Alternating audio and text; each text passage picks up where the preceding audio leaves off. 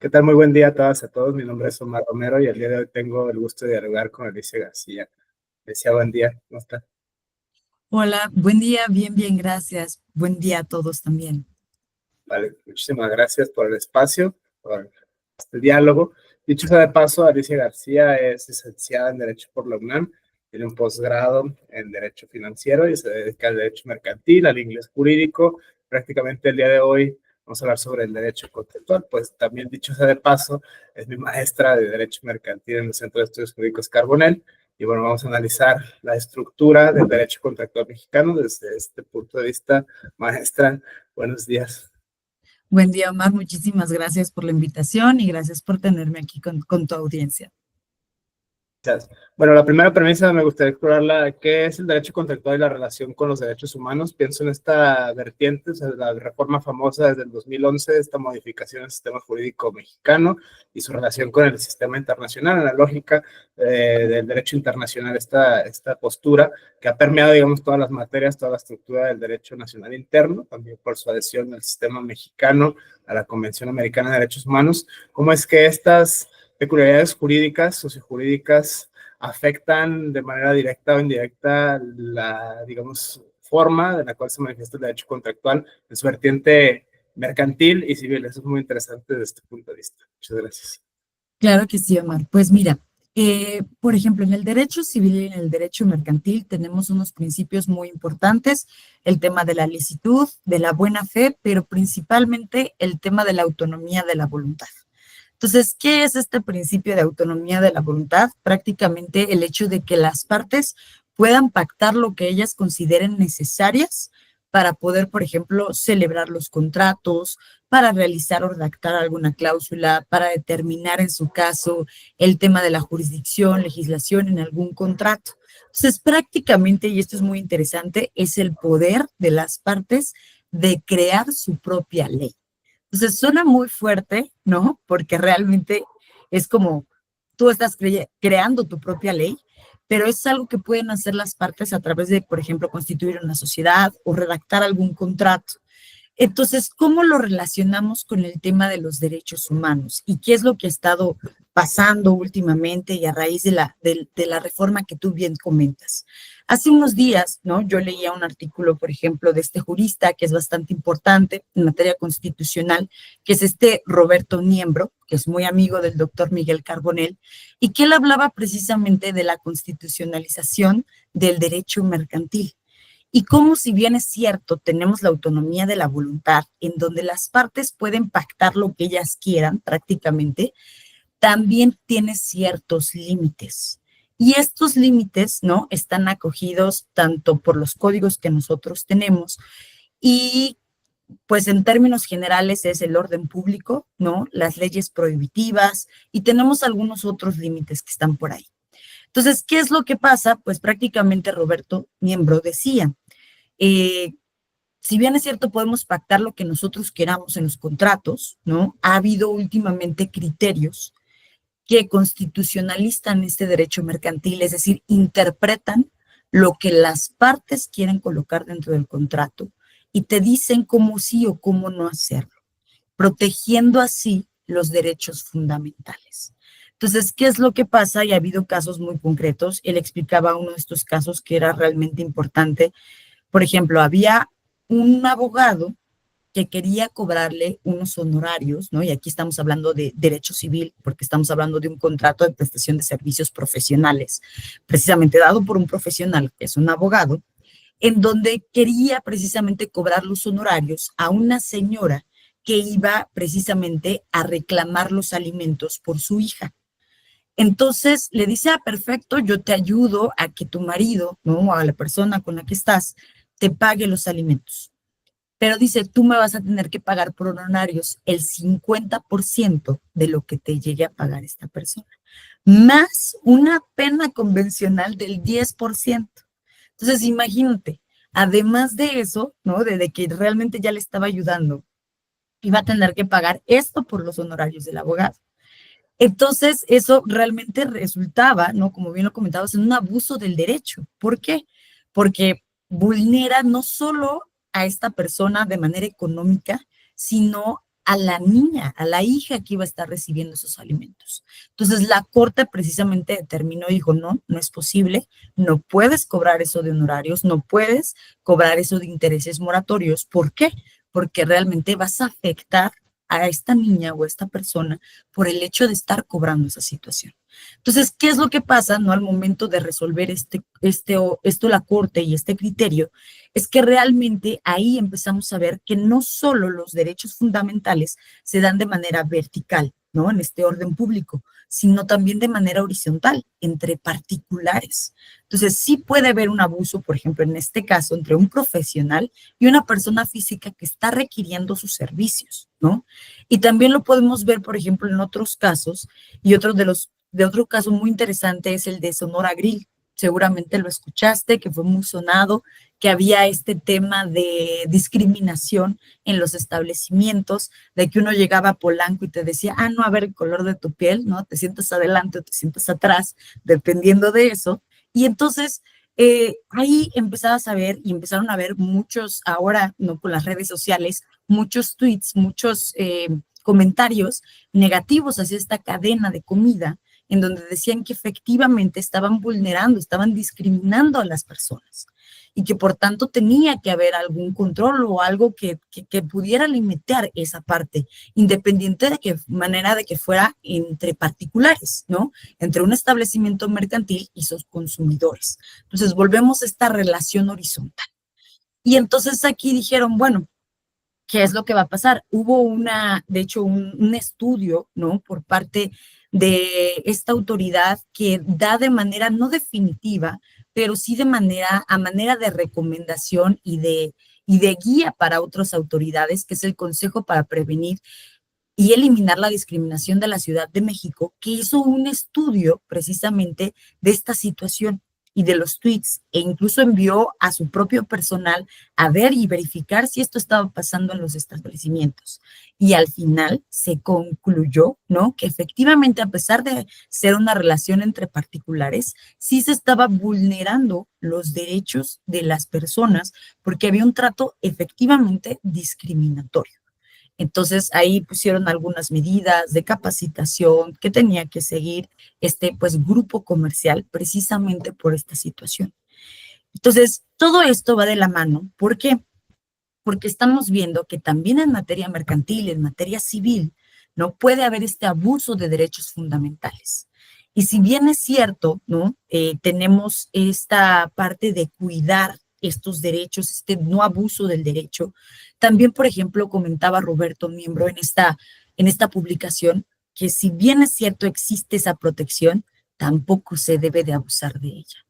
¿Por qué? Porque podemos llegar al absurdo que la misma autoridad empiece a regular cada contrato que haya entre particular y cada relación que se pueda dar entre particular. Y entonces ahí se vulnera este principio del cual platicábamos al inicio, que es la autonomía de la voluntad. Entonces, tiene que haber un equilibrio y cada que suceda un abuso realmente, ¿no? En esta parte entre particulares, sí tiene que hacer el estudio a fondo de bajo qué circunstancia se está dando y precisamente hay varios criterios que nos dicen, ¿sabes qué? Si hay una relación asimétrica, incluso entre particulares, en donde hay una parte que realmente tenga como mucha más fuerza y otra parte que sea más vulnerable, entonces se entra el estudio.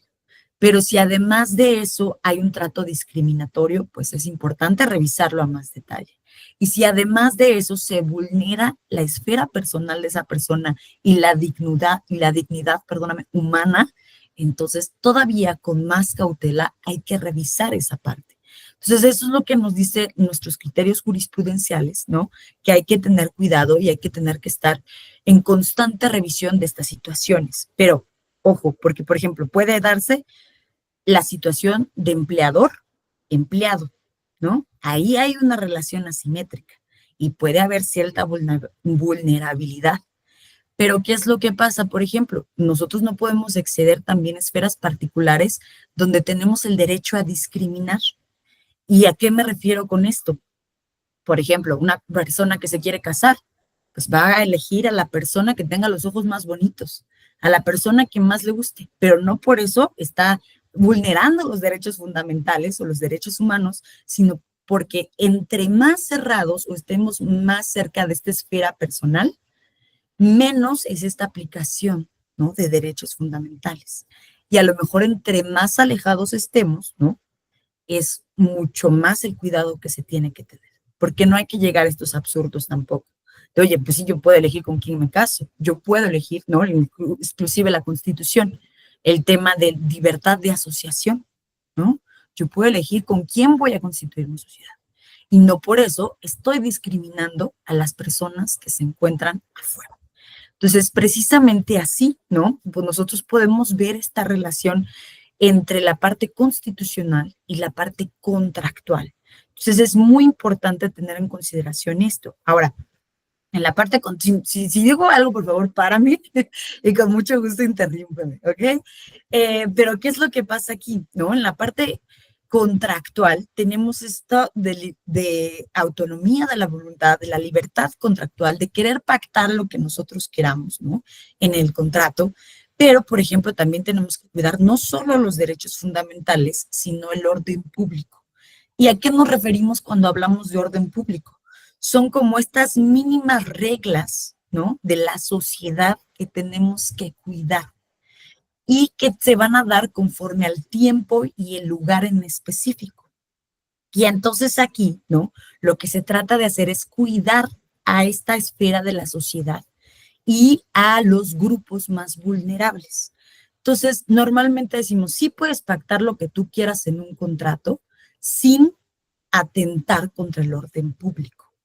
Entonces, ¿qué es lo que pasaba? Y algo que nosotros lo vimos también como un ejemplo muy reciente. Hace poco hubo una reforma para que se evitara el outsourcing en México. Entonces, ¿qué fue lo que se hizo? Se hizo esta reforma diciendo, ¿sabes qué? No puede haber outsourcing en México, está prohibido. Eso se ajustó en la Ley Federal de Trabajo y además tienes que cumplir con ciertos requisitos, con cierto envío de información y con ciertas certificaciones, que es lo que nosotros conocemos actualmente como el certificado REPSE. Entonces, ¿qué se quiso hacer con eso? Proteger, ¿no?, a esta parte o esta esfera de la sociedad, a los empleados, ¿no?, para que justamente tuvieran acceso a mejor derecho, a más beneficios, ¿no? Algo que pasa mucho y lo vemos también ahora es en el tema de, por ejemplo, Uber, ¿no? De Uber Eats, de Rappi, que también, ¿no?, recientemente se dijo, ¿saben qué? Ahora ellos también tienen derechos y tienen que cumplir con sus prestaciones mínimas de ley. Entonces, tenemos que protegerlos. Y no es que el patrón quiera decir, solo así vamos a pactarlo y ya lo hicimos, no. Tiene que haber ciertos límites y precisamente también aquí está el orden público. Y, por ejemplo, en esta esfera que platicábamos de particulares, ¿no? También en este tema de el abuso entre particulares, no solo personas físicas, sino también personas morales. Por eso tenemos la Ley Federal de Competencia Económica, que también está relacionado con este orden público, en donde nos dice, si hay una persona moral que tenga un poder, ¿no?, sustancial en el mercado, entonces no puede así como así colocar cláusulas abusivas y de exclusividad que afecten al mercado. Entonces, recientemente también se le penalizó y se le multó más bien a Grupo Carso. ¿Por qué? ¿Qué es lo que pasó? Porque en ciertos estados Telcel hizo acuerdos en donde decía, ¿sabes qué? Tú solo vas a poder vender Telcel y no vas a poder vender de otras líneas telefónicas. Y como Grupo Carso es un agente sustancial en el mercado, no puede llegar a hacer estos pactos de exclusividad. Entonces, es ahí donde tenemos que tener cuidado. Si bien es cierto, la autonomía de la voluntad es preciosa, podemos pactar nuestra propia ley, ¿no? Siempre nos vamos a encontrar sujetos a estos límites en donde no vulneremos el orden público, ¿no?, los derechos fundamentales. Y otro punto importante es también, por ejemplo, las leyes prohibitivas. Esto es uno de los límites, ¿no?, que a mí en lo personal me gustan mucho por la parte del derecho contractual, que lo hemos platicado también en clase, que son estas cláusulas que no podemos nosotros manejar de otra forma, aunque quieran pactarlo las partes. Entonces, hay que recordar que tenemos en materia contractual, de manera doctrinal, tres diferentes tipos de cláusulas. La primera, ¿no? Que son las cláusulas esenciales, que son las que tienen este objeto, naturaleza del contrato. Luego las cláusulas naturales, que son aquellas que aunque yo no las pacte, por ley las tengo. Por ejemplo, caso fortuito, fuerza mayor. Yo puedo dejar de colocarlo en mi contrato esa cláusula, la puedo omitir. ¿Y qué es lo que va a pasar? La ley me dice, nadie está obligado a lo imposible. Si el día de mañana no pactamos esa cláusula del contrato y surge algo, ¿no? Extraordinario, imprevisible e inevitable, entonces ninguna de las partes realmente va a ser responsable. A lo mejor ambas partes se van a tener que ir con su golpe y, ¿no? Asumir sus respectivos costos. Dependiendo también del tipo de contrato, pero en términos generales, esto sería una cláusula natural, que aunque yo no la ponga dentro del contrato, la tengo como puesta por lo que me dice la ley. Y por último, las cláusulas accidentales. Y estas cláusulas accidentales son precisamente aquellas que donde me puedo dar como, perdón lo que voy a decir, pero que me puedo ir como hilo de media, ¿no? O sea, cada una de las partes puede acordar lo que mejor le convenga y aquí sí vienen cláusulas de exclusividad, cláusulas de preferencia, cláusulas de otro tipo. Y entonces aquí es donde tengo que tener cuidado de no vulnerar derechos de terceros, derechos fundamentales o ir en contra del orden público. Y entonces aquí lo que nos dicen es, a lo mejor sí puedes pactar una cláusula de exclusividad. Y hay contratos, por ejemplo, en materia mercantil, donde es más común que se puedan pactar, como en la franquicia. Yo no puedo darme el lujo, ¿no? De trabajar o a lo mejor, o de tener una franquicia en Burger King y al mismo tiempo en McDonald's. Y a ambas asegurarles que voy a proteger su secreto industrial, porque ahí hasta podría haber cierto conflicto de intereses. Entonces, lo que me dice a mí McDonald's es, si vas a tener una franquicia mía, no puedes contratar una franquicia con el competidor por el tiempo, ¿no? En el que estamos teniendo el contrato. Entonces, ¿qué es lo importante en estas cláusulas accidentales? Colocarles límites de tiempo, lugar, persona. Y obviamente van a estar sujetas a ser revisadas para que sean aprobadas. Pero solo sí les pongo límites, pudiesen llegar a ser aceptables esas cláusulas dentro de los contratos. Desde este punto de vista es muy interesante la doctrina jurídica en torno a estas regulaciones mercantiles y civiles. Pienso esto sobre todo en el lenguaje del derecho, el lenguaje de los derechos, una apuesta hacia una antropología jurídica. Desde este punto de vista, cualquiera lo puede entender, ¿no? Cualquiera que entienda, desmitificando un poco el lenguaje del derecho, que es oscuro, que es obstruso, que es abstracto, etcétera, etcétera. Cualquier ser humano que tanto ser humano lo puede entender. De hecho, en tanto que la misma antropología social, todo el tiempo, todo el mundo estamos celebrando contratos de distinta índole. Desde este punto de vista, pienso en este caso, que ponía como ejemplo maestra el tema de contratos abusivos o incluso discriminación por parte de ciertos operadores jurídicos, que sería el colmo de la justicia, el tema de hacer este tipo de contratos muy ventajosos para las partes, precisamente pensando en una ventaja, personas que no se tengan una distinta formación, o sea, que no necesariamente que estén formados, incluso pensando no solo en profesionistas de otras áreas, sino incluso gente que no tuvo acceso a la educación pública o, digamos, básica, superior, etcétera, pensando en esta democratización del lenguaje jurídico para precisamente evitar este tipo de abusos por ciertos operadores jurídicos. Es que yo soy licenciado, es que yo soy cierto funcionario, hay muchos egos muy horribles que se dan en este tema del mundo maravilloso del derecho. Evitar precisamente ese tipo de abusos creo que es muy útil para la ciudadanía en general conocer estos principios contractuales, porque todo el tiempo, todo el mundo estamos celebrando contratos. Desde este punto de vista es muy útil y verlo desde esta antropología social sería interesantísimo. Claro que sí. Pues mira, ahí es muy importante tener en cuenta que un contrato, como bien lo comentas, no solo es el que damos de manera escrita, ¿no? Podemos nosotros, el contrato como tal es un acuerdo de voluntades, es un convenio para producir, transferir obligaciones y derechos, que es la definición que siempre nos enseñan, ¿no? Pero precisamente es un acuerdo de voluntades que lo podemos hacer tanto de manera escrita como de manera oral o con puras acciones. Entonces platicábamos, ¿no? El simple hecho de ir al mercado, ¿no? De decir, oye, ¿cuánto están estas manzanas? Deme 1 kilo de manzanas. Ah, perfecto, aquí está el kilo de manzanas. Me dan un objeto que está determinado, que existe en la naturaleza, ¿no? y yo pago por ese objeto, ¿no? Determinada cantidad, y entonces ahí ya perfeccioné mi contrato de compra-venta.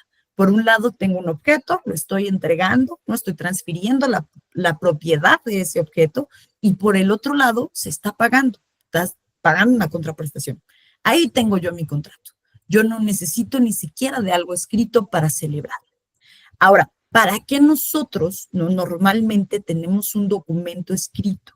Precisamente para prevenir el hecho de que a futuro pueda haber alguna contingencia. Y a lo mejor en caso de desacuerdo entre las partes, pues entonces tengamos algo escrito que nos proteja y es algo que nosotros, conforme al acuerdo de voluntades, pactamos en su momento. Entonces, ¿qué es lo que pasa cuando esto sucede? En el hecho de que nosotros tratemos de protegernos a través de un contrato, que viene precisamente lo que comentas, a lo mejor este lenguaje mucho más jurídico, mucho más complejo, ¿no? Que a veces a lo mejor dicen, no, solo para juristas. Pero aquí lo importante que siempre hay que tener en cuenta, a ver, ¿qué es mi contrato?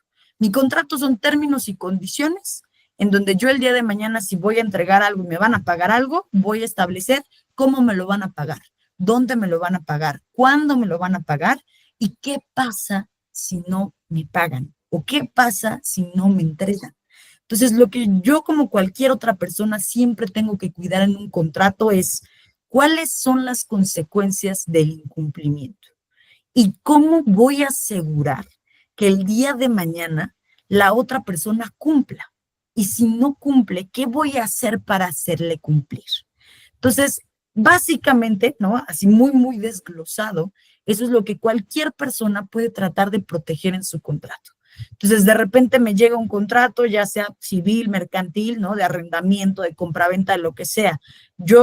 Tengo que entender también qué parte soy, ¿no? Si soy vendedor, si soy comprador, si soy arrendador, si soy arrendatario, dependiendo.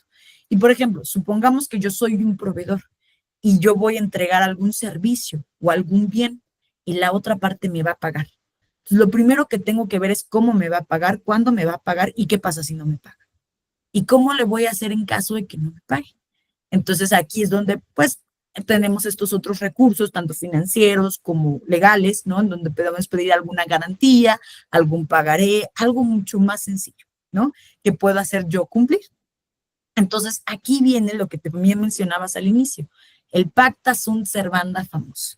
Los pactos deben de cumplirse, independientemente de que yo los tenga por escrito o que se hayan perfeccionado de manera oral. Entonces, aquí es muy importante que todo esto yo lo tenga en cuenta, que como cualquier persona, ya sea jurista o no jurista, en algún documento, ¿no? Pueda yo prever las consecuencias y ver qué es lo que pasa si el día de mañana hay un incumplimiento y cómo es esto que me va a afectar. Y ahora, algo que es muy importante tener en cuenta es que tenemos diferentes tipos de contratos. Y, ¿no? Que es cómo nos protege o cómo nos ayuda nuestra legislación en el tema contractual. Hay contratos que puedo yo negociar abiertamente y que puedo llegar a diferentes acuerdos en las cláusulas, pero hay contratos que no, y son los famosos contratos de adhesión, que ya viene un formato predeterminado por parte de alguna autoridad que nada más me entregan y yo firmo y listo. Como por ejemplo, con una persona va y quiere un celular.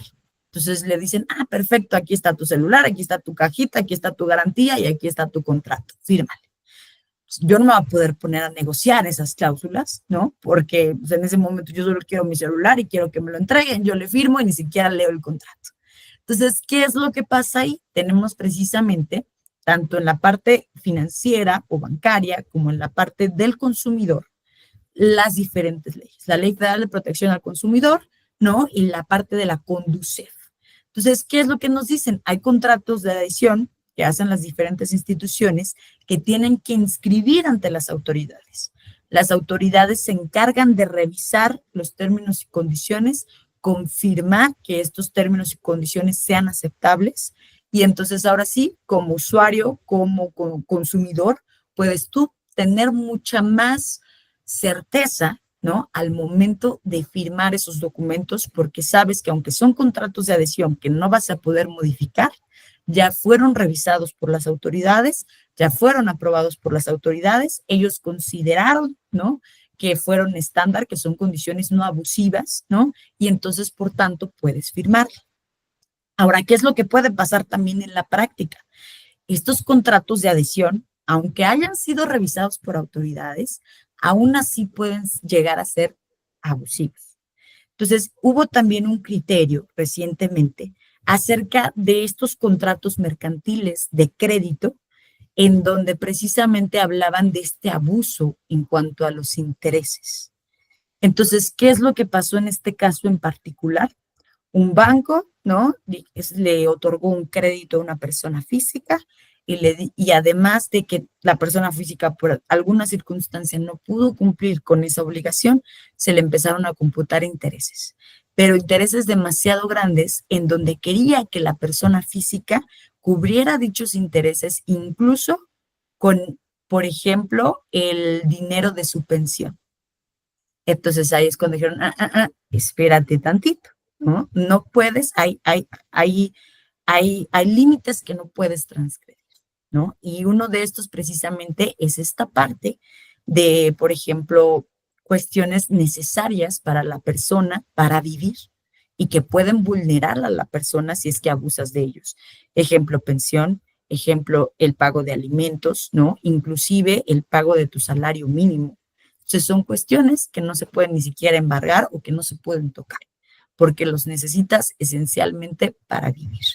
Y entonces precisamente aquí hubo este criterio en donde dijeron, ¿sabes qué? Las cláusulas, a pesar de derivar de un contrato de adhesión por parte de una institución bancaria, no son válidas. ¿Por qué? Porque están transgrediendo, volvemos a este derecho fundamental de la persona, y entonces no puedes aplicárselo sobre su monto de jubilación.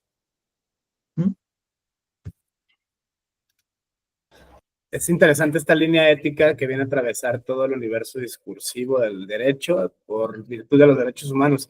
Otra de las grandes críticas a esto es precisamente el que solo es en papel, ¿no? Los famosos derechos de papel de Guastini en ese aspecto. Es una de las críticas muy fuertes, no solo en esta materia, sino en muchas otras más, en general, a esta misma reforma, a esta misma implementación, a esta cabida del derecho internacional, el ordenamiento jurídico nacional, y tiene que ver con el reconocimiento de la otredad, el respeto de las minorías, todas estas claves que se meten también en, digamos, en la filosofía política, el concepto de democracia, el Estado de Derecho, son cuestiones que están desde la segunda mitad del siglo XX, o sea, como el non plus ultra, el jamás nunca de nuevo, de ciertos abusos de la humanidad en general, la Shoah y un largo etcétera, estos fenómenos de los nazis y un largo etcétera, el derecho internacional, cómo es que empieza a evolucionar. Por eso las tendencias innovadoras a reconocer en distintas materias, me llamaba la atención la cita que hacía maestra del doctor Roberto Niembro en ese aspecto, esta cuestión de cómo se empiezan a inmiscuir estas consideraciones ético-discursivas en distintas materias. Todo el tiempo, todas las personas, insisto, estamos celebrando contratos laborales, de arrendamiento, compraventas, comodatos, no sé, prendas, etcétera, etcétera. Hay una larga gama desde este punto de vista, pensando en quienes no necesariamente sean juristas, pensando en cualquier ciudadano vaya desde este flanco, qué textos o cómo nos podemos aproximar a este tipo de fenómenos, ¿no? Como el ABC o el 1, 2, 3, es que se puede hablar para que cualquier persona en cualquier momento antes de firmar cualquier contrato pueda tener más o menos una idea, al menos general, no tan acabada, pero sí un poco básica de poder entender la estructura de un contrato, que es otro tipo de documento, ¿no? Pensando en la redacción y pensando en el día a día. Desde este punto de vista me parece muy interesante esta premisa. Claro que sí, Omar. Pues mira, aquí realmente no hay una estructura, ¿no?, específica del contrato que se tenga que seguir. Cualquier documento en donde haya un acuerdo de voluntades entre las partes y términos y condiciones específicos, ¿no?, que obviamente sean pues válidos en el sentido de que no sean ilícitos, ¿no?, de que no vayan en contra de la ley, puede considerarse como un contrato. Entonces, a mí me gusta mucho, por ejemplo, hacer este ejercicio en clase en donde les comparto diferentes documentos, tanto en inglés, en español, o incluso, por ejemplo, una orden de compra, una carta, una cuartilla que dice acepto o no acepto, básicamente, ¿no? Y entonces te das cuenta que todos ellos, ¿no?, en ocasiones podemos ocuparlos o considerarlos como contratos. Entonces, no hay una fórmula mágica para decir, esta es la estructura correcta. Dependiendo del caso en concreto, puede haber diferentes tipos de estructura. La que nosotros en México utilizamos normalmente es, tenemos un proemio que ustedes lo van a encontrar en un documento legal, en un contrato, a lo mejor les entregan, ¿no? Y normalmente tienen un proemio en donde se va a identificar qué tipo de contrato es y cuáles son las partes que lo están firmando. Para eso me sirve principalmente ese proemio, ¿no? Entonces me va a decir, contrato de compraventa celebrado entre persona A y persona B. Entonces, de ahí yo ya tengo de dónde partir. Ah, perfecto, es un contrato de compraventa celebrado entre persona A y persona B. Después de eso, en ocasiones, tengo a lo mejor algún tipo de antecedente, donde me dice, obviamente, qué es lo que pasó antes. Ah, a lo mejor las partes celebraron un convenio de confidencialidad para proteger información sensible y entonces lo celebraron con tal fecha. Ah, qué bueno. Entonces, además del contrato, sé que hay un convenio. Entonces, ya tenemos proemio, antecedentes, y después de los antecedentes normalmente tenemos un apartado que conocemos como declaraciones. Y entonces aquí en las declaraciones lo usual es que haya declaración de la parte A y declaración de la parte B y a lo mejor las declaraciones de ambas partes. ¿Y para qué me sirven estas declaraciones?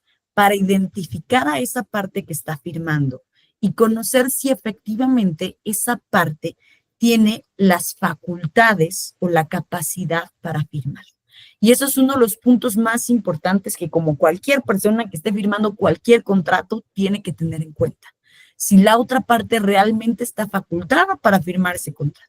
A lo mejor de inicio me doy cuenta que la otra persona no tiene ni siquiera la mayoría de edad, de 18 años. Híjole, pues hay que tener cuidado. A lo mejor no me conviene celebrar ese contrato con esa persona. O cuando es una empresa, una persona moral, una sociedad, me doy cuenta que no tiene los poderes necesarios, que nada más tiene, por ejemplo, poderes para ir ante las autoridades, pero no poderes para firmar un contrato. Y entonces ahí también tengo que tener mucho cuidado. Y es muy importante que a la par de que yo estoy firmando mi contrato, yo le pida a esa otra persona la información necesaria para confirmar quién es, ¿no? A lo mejor su identificación oficial, algún comprobante de domicilio, ¿no? Dónde está ubicada, si alguna vez llega a haber alguna contingencia, pues tengo que ir a buscarlo a algún lugar, ¿no? Si a lo mejor está dado de alta ante el SAT y me va a ser más fácil el día de mañana buscarlo, etcétera. Entonces, todos estos pequeños detalles son los que se colocan en este otro rubro que son declaraciones. Y entonces ya tengo proemio, tengo antecedentes, tengo declaraciones y luego ya tengo las cláusulas de mi contrato. Y aquí tengo una variedad, bueno, inmensa de cláusulas. Normalmente me hacen esta pregunta, ¿qué tan largo tiene que hacer el contrato? ¿No? Entonces aquí realmente no hay una regla, ¿no? Puede ser tan corto, tan largo como tú quieras hacer tu contrato, siempre y cuando proteja lo que tú quieras proteger y prevenga lo que tú quieras prevenir. Entonces, estábamos hablando de que tengo mi contrato de compraventa. Entonces, a lo mejor mi primer cláusula va a decir, este es un contrato de compraventa en donde la parte A le va a vender 50 computadoras de determinado tipo a la parte B y la parte B va a pagar 100,000 pesos por estas 50 computadoras. Perfecto. Yo ya identifiqué qué es lo que va a pasar. Se va a dar una compraventa de computadoras y me van a pagar un dinero por ello. Hasta ahí vamos bien. Ahora, las preguntas que no, sin ser abogados podemos hacernos. ¿Cuándo van a pagar? ¿No? ¿Cuándo me van a entregar? ¿Dónde me van a entregar? ¿Dónde me van a pagar? Entonces, todo eso es lo que yo voy a colocar en mi contrato. Todo lo que me va a servir para que eso se perfeccione sin ninguna contingencia. Y después de que yo ya puse dónde, cuándo, cómo, etcétera, ¿qué es lo que pasa si no sucede? Y es ahí donde tenemos que tener más foco, porque entonces ahí ya veo, si no pago en tiempo, tengo que pagar una penalidad. ¿De cuánto va a ser la penalidad? De tanto. Entonces es lo que yo voy a tener que cuidar, ¿no? Que el día de mañana diga qué es lo que va a pasar si no se cumple tanto por una parte como otra parte. Y ahora, si yo ya sé qué es lo que va a pasar y me van a aplicar una pena, la siguiente pregunta es, ¿cómo me voy a proteger? Y entonces aquí, ¿no? Es muchas veces cuando entra el abogado, mira, te recomiendo esto, te recomiendo tal, pero como persona también a lo mejor por pura lógica, ¿no? Podríamos decir, no, pues sabes qué, si va a haber una pena, en lugar de entregarle en 5 días, mejor le digo que le voy a entregar en 15 para darme más espacio para poder cumplir. Y entonces así ya no voy a ser acreedora a esa pena. Entonces, todas esas formas es las que nosotros podemos verter en el documento. Y después de eso, ¿no? De que ya tengo mi apartado de cláusulas, viene ya mi apartado de firmas, ¿no? Y que es aquí donde también va a ser importante. En las firmas ya la otra persona ya me firmó de manera autógrafa, perfecto. Pero tengo que verificar con los documentos que yo pedí en las declaraciones que efectivamente sea la persona que me está firmando y que efectivamente sea la firma que está colocada en su identificación oficial. Entonces, así yo puedo verificar que realmente estoy teniendo un contrato válido. Y ya en ocasiones, ¿no? Después tengo los anexos. Y en los anexos voy a poner toda la información complementaria. Ahora, uno de los errores que se dan mucho en la práctica es que se separan los anexos del contrato y de repente ya perdí los anexos, pero tengo el contrato. Pero en los anexos había dejado información muy importante. Entonces, todo lo que yo acuerde en relación con ese contrato, va a ser muy importante que lo tenga en conjunto y que no lo deje de lado. Y a veces también ocurre en la práctica que muchas personas de mala fe o de manera maliciosa lo que hacen es colocar datos importantes en los anexos y luego hacerlos perdedizos. Entonces, ¿qué pasa mucho, por ejemplo, en las obligaciones de pago? Lo que decíamos, tengo que saber a dónde voy a pagar. Y muchas veces las partes colocan la cuenta bancaria dentro de los anexos. Y entonces de repente se pierde el anexo. Y entonces cuando le dices, oye, ¿por qué no me has pagado? ¿Qué pasó? Ah, es que sabes qué, sí, yo sé que te debo y te debo desde hace mucho tiempo, pero no sé a dónde pagarte, porque nunca me dijiste. Ah, ¿cómo de que no lo teníamos en el anexo? Y la otra persona, pues, ¿en cuál anexo? Entonces, por eso, ¿no? Es importante tener cuidado de tener toda la información de manera correcta, ¿no? Completa, y eso es básicamente como la clave de un contrato, la estructura que nosotros podemos encontrar, lo que cualquier persona podría buscar, que precisamente es esta parte de cuáles son las obligaciones, qué pasa si no las cumplo y cómo me voy a proteger. Uh-huh. Interesante esta premisa. Pienso esta relevancia que tiene el conocimiento del derecho contractual, puesto que se encuentra incluso incrustado en el imaginario colectivo, el famoso trato con el diablo, por ejemplo, y un largo etcétera, pactar con otras entidades en otras claves, ciertas cosas. Está muy en nuestra cultura occidental, ¿no? En estas formas está en la cultura pop, están ciertas cuestiones. Por eso, visto desde el punto de vista del derecho, desde esta universalidad discursiva del derecho contemporáneo mexicano, ¿dónde podemos buscar? ¿Qué sé yo? Pienso sobre todo es el Código de Comercio, es el Código Civil Federal, pienso sobre todo esta cuestión en torno al sistema actual jurídico con el nuevo código de 2027, ¿qué va a pasar con esta regulación? No sé hacia dónde van las discusiones de los juristas desde este punto de vista, pensando en la relevancia que tiene el derecho contractual, que insisto, está incrustado hasta en el imaginario colectivo de Occidente. Claro, pues mira, actualmente va a depender mucho del tipo de contrato. Y también recordemos que hay una clasificación que son los contratos típicos y los contratos atípicos. Los contratos típicos son los que sí están regulados. Y entonces nosotros podemos conocer, ¿no? El contrato del que se trata y buscarlo. Por ejemplo, el contrato de seguro. Nada más por poner un ejemplo. Este contrato yo no lo voy a encontrar ni en el Código de Comercio ni en el Código Civil, pero hay una ley sobre el contrato de seguro. Entonces, hay una legislación especial. Entonces, cada que yo quiera buscar algún contrato, primero tengo que ver si está dentro de la legislación especial. Si ya después de eso vi que no, y a lo mejor sé que se trata de un contrato entre comerciantes o para un comercio, para un negocio en específico, lo puedo yo buscar dentro de mi código de comercio. Y si dentro de mi código de comercio a lo mejor encuentro pocas cosas o a lo mejor no está ahí, de manera supletoria, ¿no? Y dependiendo del tipo de acuerdo y de la situación específica, ahora sí, me voy al Código Civil. Y entonces ahí, bueno, recordemos que está la parte subjetiva y la parte adjetiva, ¿no? Subjetiva, cuando precisamente estamos hablando de estos contratos y que lo puede encontrar el Código Civil tanto federal como de los diferentes estados, pero que también está el Código de Procedimientos Civiles. Entonces, esto es justamente un punto y aparte. Y ahora con el Código Nacional, ¿no? Es muy interesante cómo este se va a complementar y cómo este de alguna u otra forma, si lo vemos, ya ha estado empezando a estar vigente de manera paulatina. Y hay cosas que eventualmente van a suceder y que se encuentran reguladas en este Código Nacional, ¿no? Entonces, ¿qué es lo que hay que hacer? Pues actualizarnos en todo momento y estar siempre al tanto de las nuevas disposiciones que van surgiendo. Entonces, yo les comentaba de algún ejemplo que teníamos en clase, ¿no? Estábamos hablando del préstamo mercantil. Contrato mercantil, sí, ¿no? Pero, pues bueno, tenemos el préstamo y la diferencia entre el crédito.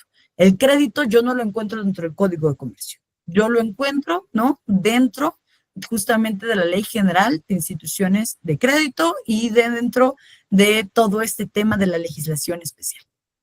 Ahora, ¿qué es lo que pasa?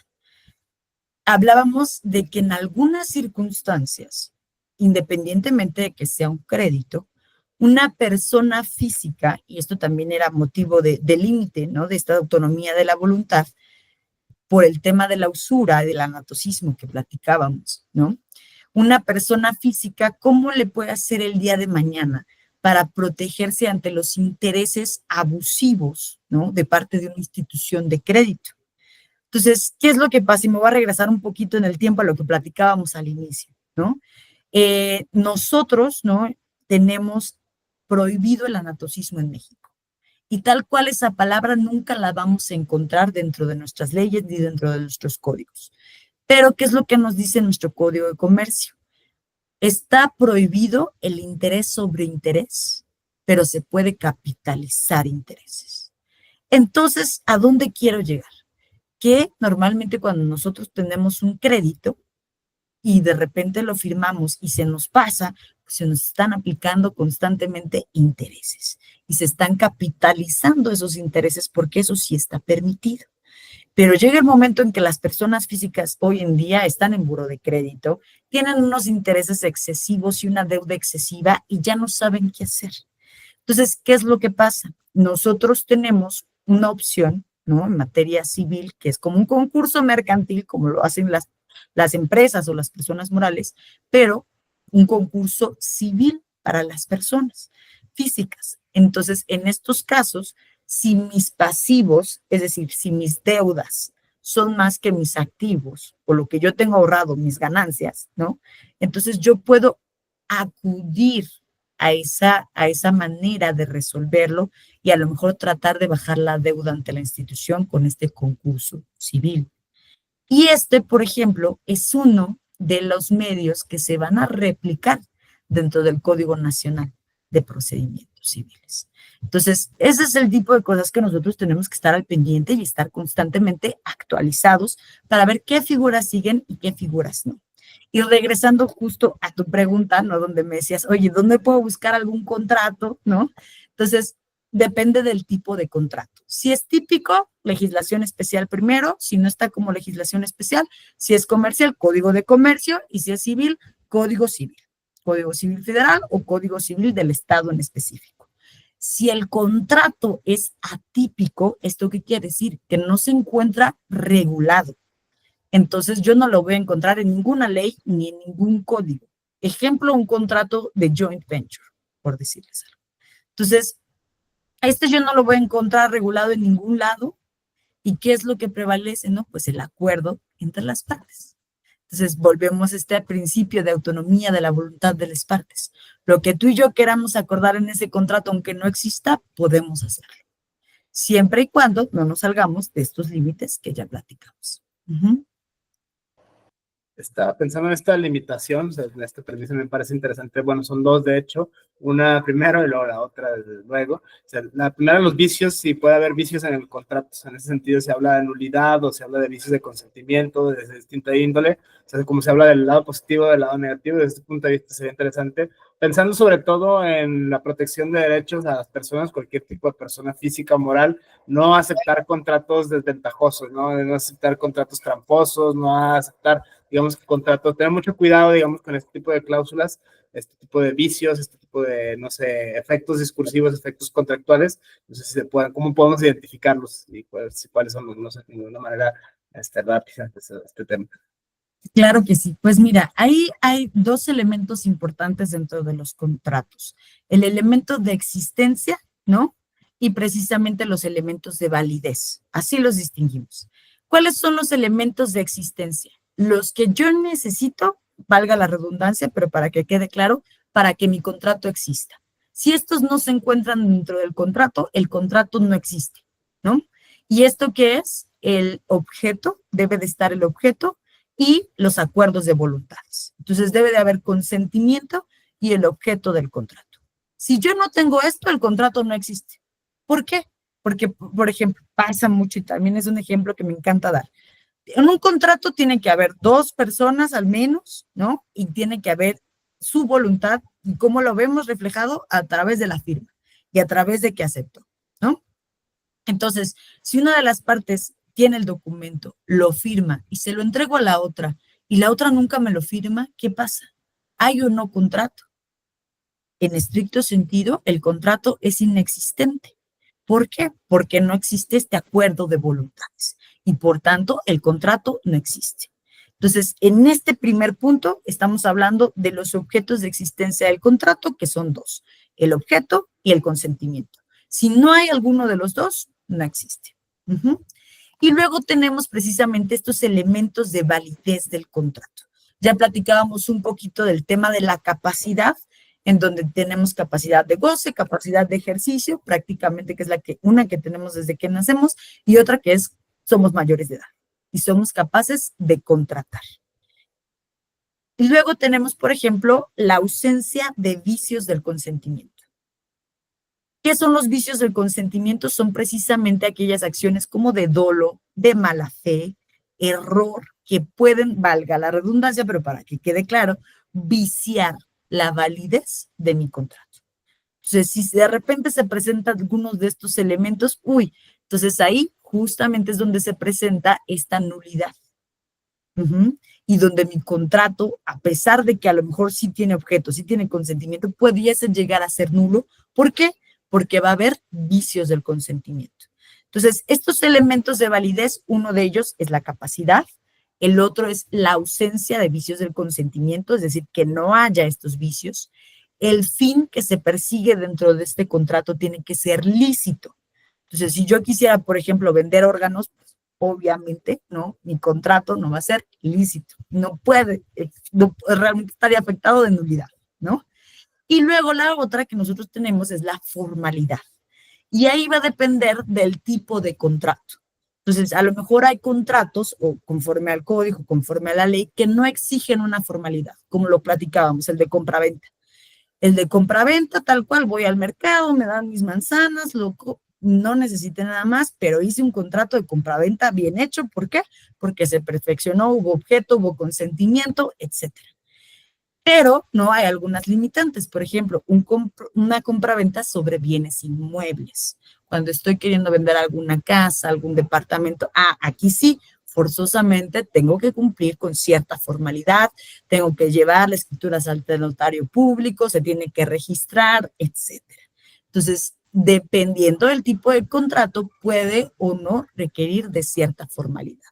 Entonces, conforme a lo que comentaba Sumar, hay veces en las que precisamente se puede sujetar el contrato a cierta nulidad, tanto absoluta como relativa, cuando no cumplo con estos elementos. Entonces, hablábamos de los vicios del consentimiento, por ejemplo, el error. El error que de repente yo estoy acordando el contrato de compraventa y me equivoqué al momento de poner la cifra. Entonces, en lugar de ponerle 100,000, se me fue un cero y le puse 10,000. Entonces, al momento de querer, dije, híjole, ahora, ¿cómo le voy a hacer si ya le puse 10,000? ¿Sabes qué? Fue un error.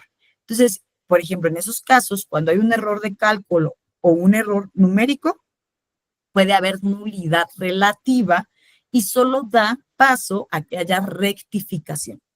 Entonces, no pasa nada, el contrato sigue vigente, pero las partes lo pueden enmendar a través de un convenio modificatorio, se ajusta y listo, ¿no? Pero, por ejemplo, ¿cuándo puede haber alguna nulidad absoluta?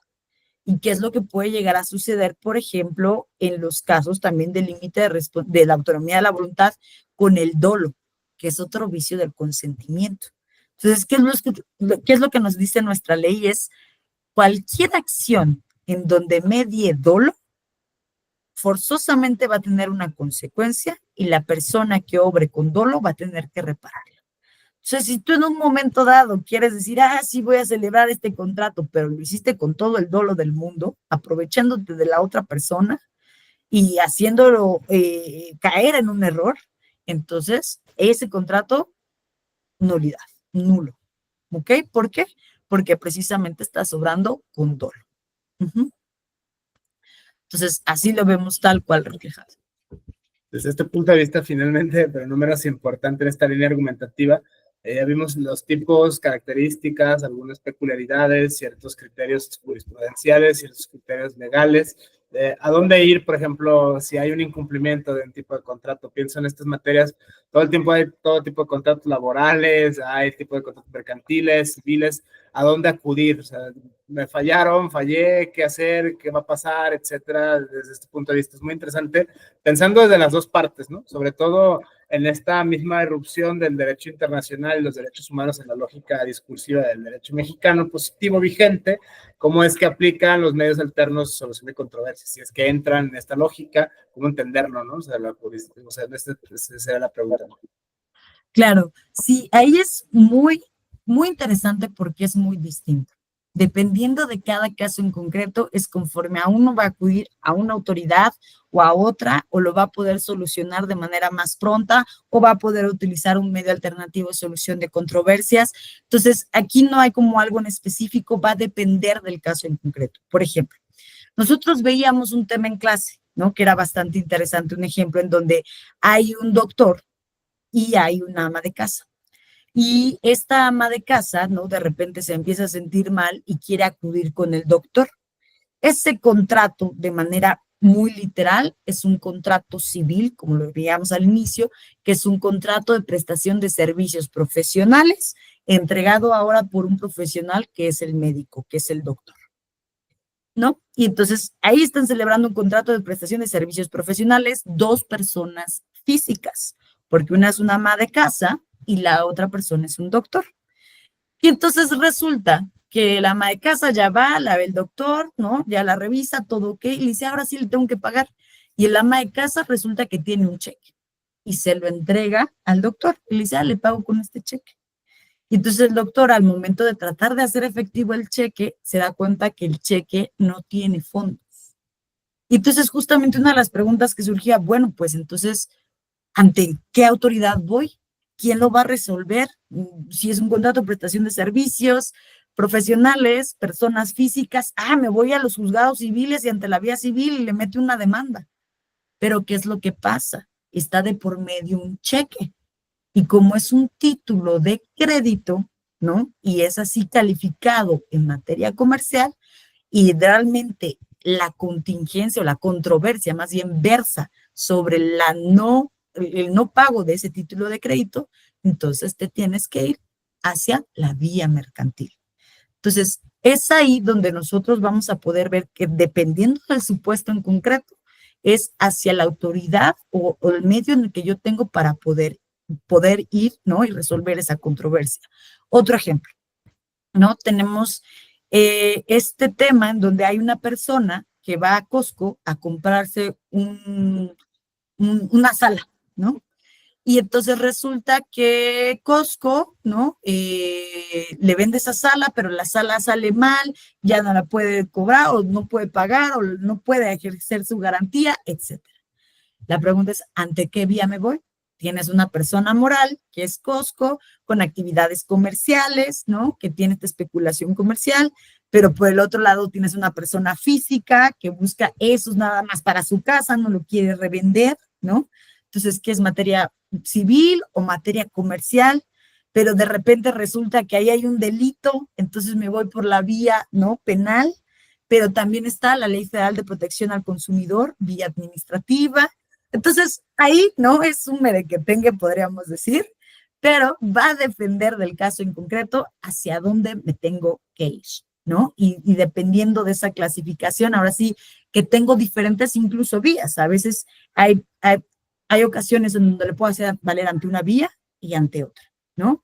Por ejemplo, el famoso, lo que pasó con este caso, se me fue el ejemplo, pero que tienes esta afectación en donde me parece fue en el Mayan Palace, que una persona murió, ¿no? Por el hecho de que se murió electrocutada dentro de un kayak, etcétera.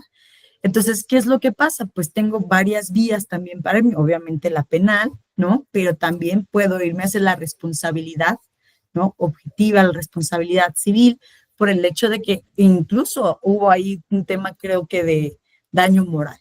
Entonces, va a depender de cada caso en concreto, conforme a la vía que yo lo quiera manejar. Hay veces en las que se puede, hay veces en las que no, va a depender, ¿no? Pero normalmente hay veces en las que puedo ir por varias vías. Interesante esta premisa, no sé si a manera de conclusión, pero será este diálogo interesantísimo sobre los principios tanto constitucionales, ahora pensando, no sé, principios convencionales en materia de derecho mercantil o derecho civil, no sé si, por ejemplo, esta misma lógica argumentativa, esta misma lógica discursiva, si además del ordenamiento jurídico mexicano, por ejemplo, que se extienda esto, incluso pensándolo en términos de derecho comparativo, que sería también otro análisis muy interesante, pero vaya que no todo esto termina en el solo ordenamiento jurídico, sino nacional, sino también tiene estos principios precisamente en virtud de la lógica de los derechos humanos, otras aceptar ciertos principios convencionales. Este flanco sería interesante cómo es que se regula esta relación jurídica en términos de soberanía discursiva, si lo podemos llamar de esta manera, en esta materia civil, mercantil, incluso laboral, todo lo que está relacionado con el tema de los contratos. Desde este punto de vista es interesante. Sí, claro. Mira, ahí es muy, muy interesante porque, por ejemplo, aquí tenemos nosotros algo que se llaman principios sobre los contratos comerciales internacionales. Y precisamente fueron estas reglas que se crearon, ¿no? No son vinculantes, pero que permiten facilitar el comercio internacional. Entonces, ¿qué es lo que hacen? ¿No? Es regulan de manera general los acuerdos de voluntades. Y aquí desde un inicio, por ejemplo, nos habla del principio de la autonomía de la voluntad, nos habla de diferentes parámetros, qué tenemos que considerar como oferta, qué tenemos que considerar como aceptación, qué tenemos que considerar como contrato. Entonces, las partes, ¿no? O los diferentes, por ejemplo, personas morales, se pueden sujetar a estos principios cuando quieren firmar un contrato de manera internacional. Y entonces de esta manera buscan una unificación y en caso de alguna consecuencia, bueno, pues tenemos estos principios y nos podemos sujetar a ellos. Eso, pero normalmente hay veces en las que dicen, no, sabes que yo no me sujeto a estos principios y estos principios también pueden ser renunciables. Entonces, ¿qué es lo que pasa de manera internacional contractualmente hablando? Y es muy interesante. Cuando se celebran diferentes contratos entre las personas morales de diferentes países, normalmente tienen que acordar una legislación y una jurisdicción para poder hacer valer su contrato. Entonces, ¿qué es lo estándar, lo que tendría que ser? Por ejemplo, yo como persona moral de México celebro un contrato con una persona moral que se encuentra en Reino Unido y queremos resolver si hay alguna controversia en Estados Unidos. ¿Podemos hacerlo? Sí podemos hacerlo y eso podría ser lo más conveniente a ambas partes para que sea un lugar intermedio, en tanto ellos van a tener que gastar y yo voy a tener que gastar prácticamente lo mismo en dinero, recursos, esfuerzos, etcétera, para irme a esa jurisdicción y esa legislación. Hay conceptos, ¿no?, que de manera internacional pueden aplicar a los contratos sobre materias específicas. Algo que se ha dado mucho es, por ejemplo, toda la legislación en cuanto a protección de datos personales, que nace, por ejemplo, en Europa, ¿no? Tenemos una ley que ahí es muy popular para la protección de datos personales y muchos otros países o personas morales en otros países la adoptan. ¿Por qué? Porque de alguna u otra manera o tienen filiales, ¿no? O tienen también negocios con esos países y por eso termino a lo mejor no adoptando en general esa legislación, pero para ese concepto de datos personales sí lo puedo adaptar. Y entonces ahí es cuando viene tanto la autonomía de la voluntad, ¿no? A nivel ya internacional, en donde también, además de la autonomía de la voluntad, podemos seguir ciertos parámetros. Pero aquí, ¿no? Siempre tengo que yo revisar justo lo que decíamos al inicio, no transgredir estos derechos fundamentales. ¿Y cómo puede pasar esto, no? Hay un criterio también que dice, tú puedes pactar donde quieras la jurisdicción y legislación, siempre y cuando tengas acceso a la justicia. Entonces, yo no podría decir de repente, pues vámonos a Timbuktu, ¿no? Y a lo mejor porque no se puede, o sea, realmente tiene que haber una forma en donde ambas partes, en donde ambos países puedan tener ese acceso a la justicia. Y eso yo no lo puedo transgredir. Entonces, es lo mismo, puedo pactar lo que lo que quiera, ¿no? Siempre y cuando no vulnere derechos de terceros y siempre y cuando pueda acceder a este piso o a esta base en donde no perjudique a la otra parte.